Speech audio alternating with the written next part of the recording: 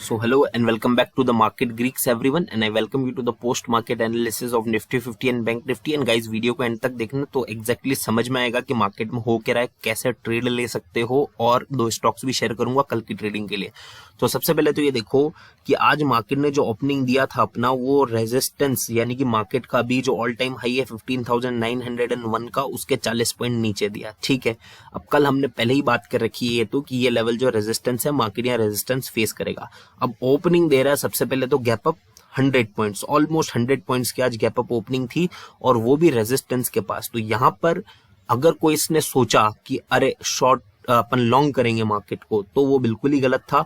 यहां पर मार्केट को शॉर्ट करना था, क्योंकि हमारी सारी शॉर्टिंग अपॉर्चुनिटीज जो थी, जो हमने कल डिस्कस करी थी, वो सारी सेटिस्फाई हुई थी। दो शॉर्टिंग अपॉर्चुनिटीज की बात करी थी मैंने क्या कहा था, एक तो अगर मार्केट ज्यादा गैप अप या गैप डाउन होता है तो मार्केट उस डायरेक्शन में स्टे नहीं करने वाला है, रिवर्स करेगा। और उसके अलावा मार्केट अपने रेजिस्टेंस के पास गैप अप ओपनिंग दे रहा है तो डेफिनेटली शॉर्ट करना था। और क्या शानदार आज का जो ट्रेड सेटअप था हमारा, कल जो हमने बात करी थी, गेम प्लान जो हमने डिसाइड किया था कल, उसके अकॉर्डिंग देखोगे तो क्या शानदार जो अपॉर्चुनिटीज मिली और दो अच्छे शॉर्ट ट्रेड्स बने, सिर्फ ये सिंपल सपोर्ट एंड रेजिस्टेंस के बेसिस पे। सबसे पहले तो देखो ये गैप अप ओपनिंग लगी हमें यहाँ पर, यहाँ शॉर्ट कर देना था, फर्स्ट ट्रेड कंप्लीट हुई। ये देखो ये अपने आप में कैंडल एक बियरिश इंडिकेशन है, फिर भी नहीं लेना कि सपोर्ट पे आ गया है तो बुक करने के लिए कहा था मैंने कि फर्स्ट टारगेट हमेशा जो नियरेस्ट सपोर्ट होगा वो रहेगा। तो हमने कोई बात नहीं, चलो यहाँ पर बुक किया, कोई दिक्कत नहीं है। ओपनिंग जो थी 15,862 की थी, और ये जो लेवल है ये 15,754 पे, सो ऑलमोस्ट 100 पॉइंट से ज्यादा तो यहीं पे हमने बुक कर लिया। ठीक है, फिर दूसरा शॉर्ट ट्रेड जो यहाँ लेना था, क्योंकि यहाँ पर अगर 15 मिनट्स पे देखोगे तो 12:15 के बाद जो क्लोजिंग मिली है इस पर्टिकुलर लेवल के नीचे, और फिर मार्केट को वापस शॉर्ट करना था हमने अगेन 80 to 90 पॉइंट्स, और सेकंड ट्रेड में भी हमने बुक कर लेने थे। तो कितना शानदार ट्रेड सेटअप है। तो अभी निफ्टी 50 इंट्राडे और स्कैल्पिंग जहां तक कंसर्न है, हमारा एकदम शानदार लेवल्स लगे हुए हैं। 15 मिनट्स 5 मिनट्स पे भी सेम लेवल लगाए हुए हैं, उनके बेसिस पे हमें ट्रेड लेते रहना है। तो कल का भी सेटअप वापस क्लियर है, एकदम ऊपर जाता है रेजिस्टेंस फेस करता है, शॉर्ट कर दो, नीचे जाता है सपोर्ट फेस करता है, लॉन्ग कर दो। गैप अप ओपनिंग देता है ज्यादा रेजिस्टेंस के पास, शॉर्ट कर दो। गैप डाउन ओपनिंग देता है ज्यादा सपोर्ट के पास, लॉन्ग कर दो। अब अगर आपके मन के अंदर ये डाउट है कि कितना गैप अप या कितना गैप डाउन जो सब्सटेंशियल होता है, तो डियर देखो सबसे पहली तो ऐसी बात है कि रेजिस्टेंस के पास अगर खुलना, तो कितने भी पॉइंट्स रेजिस्टेंस के पास खुले वो सब्सटेंशियल ही होता है, और सपोर्ट के पास भी खुलना तो वो सब्सटेंशियल ही होता है। तो वहां से तो रिवर्स ट्रेड जो है आपने ले ही लेना है। उसके अलावा अगर खाली ऐसे ही बात करना चाहते हो कि सब्सटेंशियल कितना होता है, कितना गैप अप या गैप डाउन को हम बोले कि अरे तो बहुत ज्यादा गैप अप या गैप डाउन हो गया, तो वो होता है 0.5% के ऊपर। अगर मार्केट 0.5% के ऊपर खुल रहा है, राइट, 0.5% के ऊपर खुल रहा है, तो परसेंटेज टर्म में या पॉइंट्स टर्म के अंदर 50-60 से ऊपर पॉइंट के अंदर अगर ऊपर खुल रहा है, तो जो है वो सब्सटेंशियल तुम मान सकते हो। तो इंट्राडे सेटअप और स्कैल्पिंग सेटअप तो अपना बहुत सॉलिड रेडी है, तो उसके अंदर तो कुछ चेंजेस की जरूरत ही नहीं है। एकदम गेम प्लान जो है जिस तरीके से चीजें मार्क्ड है उस तरीके से फॉलो करो, कल भी आई होप अच्छा प्रॉफिट मिलेगा। ठीक है, ध्यान रखना नियरेस्ट सपोर्ट ये है, नियरेस्ट रेजिस्टेंस ये है, इसको इस तक जाता है वेट करो, रिवर्ट करता है लॉन्ग करो, नीचे ब्रेकआउट देता है शॉर्ट करना। ब्रेकआउट का कैसे पता पड़ेगा? ब्रेकआउट का पता पड़ेगा कैंडल से। जैसे ये आज कैंडल लगाई थी ना शानदार एकदम बड़ी बियरिश कैंडल, तो मतलब ब्रेकआउट देने के लिए रेडी है। फिर देखो यहाँ पर ये इंडिसीजन का कैंडल बनाया था 11:15 पे, और फिर ये 12:15 का जो कैंडल है नीचे क्लोज अप। आर्ली बेसिस पे देखोगे तो मिस कर जाओगे। 15 मिनट्स कैंडल पे देखना कि 11:15 पे जो कैंडल स्टार्ट हुआ 12:15 पे खत्म हुआ, उसने इंडिसीजन बनाया, नेक्स्ट कैंडल क्लोजिंग दे रहा है क्या, उसके नीचे दिया कैंडल 15 मिनट पे क्लोजिंग, शॉर्ट कर दो मार्केट को। ठीक है, तो इस तरीके से जो है तुम कंफर्मेशन ले सकते हो।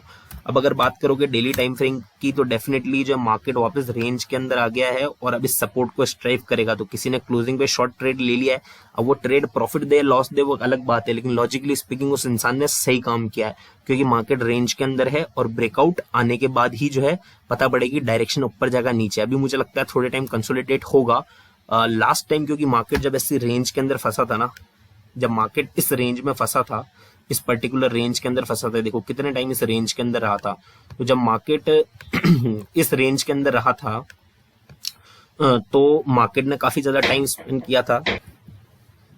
तो इस बार भी हो सकता है कि उतना ही हमें टाइम लग जाए, मार्केट जो हो सकता है कि इस बार भी उतने ही टाइम तक जो है फंसा रहे इस रेंज के अंदर, पर डेफिनेटली सिग्नल देगा। क्योंकि लास्ट अगर हम देखें, लास्ट टाइम हम देखे जब मार्केट गैप के अंदर रेंज में था, तभी देखो वीकली चार्ट्स पे सिग्नल आए थे ये इंडिसीजन आया था, कॉन्फर्मेशन आया था, प्राइसेस ऊपर चढ़ी थी, तो हमने वहां पे लॉन्ग करना था। तो डेफिनेटली इस बार भी इस तरह के सिग्नल आएंगे तो कोई टेंशन की बात है ही नहीं, हम उसके अकॉर्डिंगली जो है ट्रेड ले लेंगे, राइट। बट अभी वीकली और मंथली पे मैं वेट कर रहा हूँ इस वीक कैंडल कैसी बनती कंफर्मेशन का, फिर ही कोई अच्छी पोजिशनल ट्रेड लेंगे, अननेसेसरी लेके फायदा नहीं है, ठीक है। डेली पे क्लियर हो और इंट्राडे स्कैल्पिंग के लिए भी आई होप क्लियर हो। तो अब मूव करते हैं डेली से, अगर देख रहे हो तो स्विंग ट्रेड ले सकते हो ना, करेक्ट। वही मेरा पॉइंट था कि रेजिस्टेंस पे शॉर्ट करके सपोर्ट तक और सपोर्ट पे लॉन्ग करके रेजिस्टेंस तक, ठीक है। तो ये स्विंग ट्रेड ले सकते हो। तो I hope Nifty 50 completely clear है। तो बैंक निफ्टी पे मूव करते हैं। तो निफ्टी बैंक पे भी अगर मूव करोगे तो डेफिनेटली निफ्टी बैंक भी जो है उसी तरीके से मूवमेंट में है। अब निफ्टी बैंक का अगर किसी को डाउट आ रहा है कि निफ्टी बैंक का तो रेजिस्टेंस इस लेवल पे, तो निफ्टी बैंक यहीं से क्यों रिवर्ट कर गया, तो देखो एक तो क्या ज्यादा डिफरेंस नहीं था, दूसरा ये है कि निफ्टी बैंक रिएक्ट स्लो किया, निफ्टी 50 पहले अपने रेजिस्टेंस पे पहुंच कर रिजेक्ट हो गया, तो निफ्टी बैंक को उसका बात मानना पड़ेगा और उसके साथ नीचे आना पड़ेगा, इसलिए वो आया, ठीक है। तो डेफिनेटली अभी किसी को लग रहा है कि यहाँ जाएगा सपोर्ट पर, तो डेफिनेटली स्विंग ट्रेडर्स के लिए एकदम सही बात है। बाकी पोजिशनल ट्रेडर जो वीकली और डेली मंथली चार्ट देखते हैं उनका तो कंफर्मेशन बैंक निफ्टी पर भी नहीं है। स्विंग ट्रेडर्स के लिए शानदार सेटअप है। और बाकी अगर हम सॉरी आर्ली पे, तो हम तो 15 मिनट्स पे बात करेंगे। तो 15 मिनट्स चार्ट पे अगर आप देखो, खाली निफ्टी बैंक का ही बात करो। पहले तो मैंने ये बोला था कि निफ्टी बैंक ने कल यहाँ क्लोजिंग दिया था इस लेवल पर, तो ये लेवल तो कोई इंपॉर्टेंट लेवल है नहीं। तो निफ्टी बैंक निफ्टी 50 जिस डायरेक्शन में जाए उस डायरेक्शन में ट्रेड ले लेना, या फिर ये जो लेवल है रेजिस्टेंस, इस रेजिस्टेंस के हिसाब से तुम चल लेना। तो ये देखो आज का जो ये लेवल है अपने रेजिस्टेंस से कुछ 30 पॉइंट, जो हमने एग्जैक्ट एक लाइन मार्क करी उससे 30 पॉइंट नीचे रेजिस्टेंस फेस करके प्राइसेस गिर गई, और 15 मिनट का रेजिस्टेंस का लेवल हमने लगाया हुआ है, उसके अंदर हमें ऑलमोस्ट 500 पॉइंट का गेन हुआ है। ये देखो 34,938 से लो लगाया है ना, वो 34,527 का, तो सॉरी ऑलमोस्ट 400 पॉइंट्स का गेन जो हमें मिला है। अब यहाँ आके प्राइसेस क्यों रुकी, फर्दर क्यों नहीं गिरी, तो आप देखोगे ये जो पर्टिकुलर लेवल है ना, ये जो हमने पैटर्न बनाया था, इसका जो सपोर्ट लाइन है, इस सपोर्ट लाइन के ऑलमोस्ट कंसिस्टेंट सी के अंदर वो कैंडल ने वहां पर सपोर्ट लिया है, ठीक है। तो ये लेवल स्ट्रांग नहीं है पर डेफिनेटली यहाँ सपोर्ट लिया है, इसलिए मैंने इसको मार्क कर दिया कल के लिए। बट ध्यान रखना इसके नीचे ब्रेकआउट देता है अगर, तो शॉर्ट कर सकते हो। पर एक चीज ध्यान रखना, उस टाइम पे अगर निफ्टी 50 कहीं से सपोर्ट लेके ऊपर जा रहा है और ये ब्रेकआउट दे रहा है तो इसका ब्रेकआउट फॉल्स है, ठीक है। फिर हमें इसमें भी लॉन्ग ट्रेड ही लेना है, करेक्ट। तो ये चीज ध्यान रखना। डेफिनेटली ये रेजिस्टेंस पे आकर ब्रेकआउट दे रहा है ऊपर और निफ्टी 50 अपने रेजिस्टेंस पे जाके रेजिस्टेंस फेस करके नीचे आ रहा, तो इसका ब्रेकआउट फेक है। निफ्टी 50 पर ज्यादा ट्रस्ट करना है, ठीक है। कुल मिला के बात ये है, लेवल इसके अंदर भी मार्क्ड है। डबल कंफर्मेशन मिलती है कि निफ्टी 50 भी अपने लेवल पर रेजिस्टेंस पा रहा है और बैंक निफ्टी भी अपने लेवल पर रेजिस्टेंस ले रहा है, तो ग्रेट है। फिर तो शॉर्ट ट्रेड, अच्छा खासा ट्रेड वहां पर बन जाएगा, ठीक है। बट अगर खाली दोनों के डायरेक्शन अगर चेंज हो रही है, डाइवर्जेंस आ रही है, तो ध्यान रखना बैंक निफ्टी अभी नहीं, आधे घंटे बाद, लेकिन 40 मिनट बाद वापस आएगा तो निफ्टी 50 के डायरेक्शन में, ठीक है। तो आई होप क्लियर है अपन दोनों इंडाइसेस को लेकर। अब मूव करते हैं कि हमने जो ट्रेड्स की बात करी थी ना, जो हमने बात करी थी कि आज जो ट्रेड्स लेनी हमने, तो सबसे पहला जो हमारा ट्रेड था वो था एशियन पेंट का, जो कि आई थिंक अच्छा खासा सक्सेसफुल रहा है, ठीक है। मैंने बोला था एशियन पेंट आपको शॉर्ट करने के लिए 3004 के बिलो और अच्छा खासा लो लगाया, 2983.5 का लो लगाया, तो 20-21 पॉइंट्स का प्रॉफिट है, तो अच्छा खासा प्रॉफिट है। तो आई होप सबने बुक किया होगा ये प्रॉफिट, ठीक है। दूसरा जो हमारा स्टॉक था वो था इंडसइंड बैंक। अब इंडसइंड बैंक के अंदर थोड़ा सा दिक्कत थी, टारगेट की तरफ गया भी, इवन टारगेट अचीव भी किया है। 1017 का हाई लगाया, 1000 के ऊपर लॉन्ग करने के लिए बोला था और 1017 का हाई लगाया, मतलब 17 पॉइंट्स का जो प्रॉफिट है।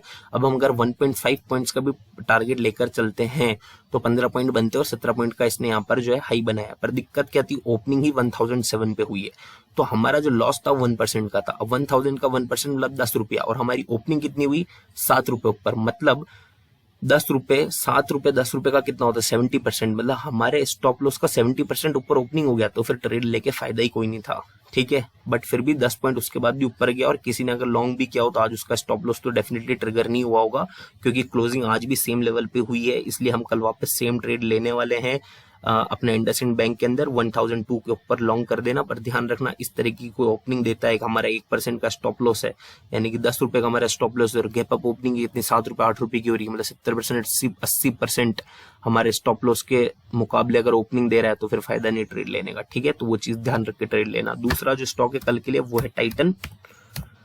टाइटन ने फिर हमारे को इंडिसीजन दिया है, एक इंडिसीजन पे बेस्ड मोमेंटम ट्रेड लेंगे तो शॉर्ट करेंगे 780 के बिलो और लॉन्ग जाएंगे इस कैंडल के है यानी कि 786 के अबव, तो अच्छा मोमेंटम स्विंग ट्रेड लेंगे कल टाइटन के अंदर, ठीक है। तो आई होप दोनों स्टॉक्स के अंदर ट्रेड क्लियर है और निफ्टी 50 और बैंक निफ्टी की इंट्राडे सेटअप जो स्ट्रेटेजी है वो भी कंप्लीटली क्लियर है। So thank you so much for watching this video everyone. लगता है अच्छी लगी होगी वीडियो, अच्छा खासा प्रॉफिट हो रहा है डेली, तो लाइक करना, शेयर करना और सब्सक्राइब करना मत भूलना। Thank you.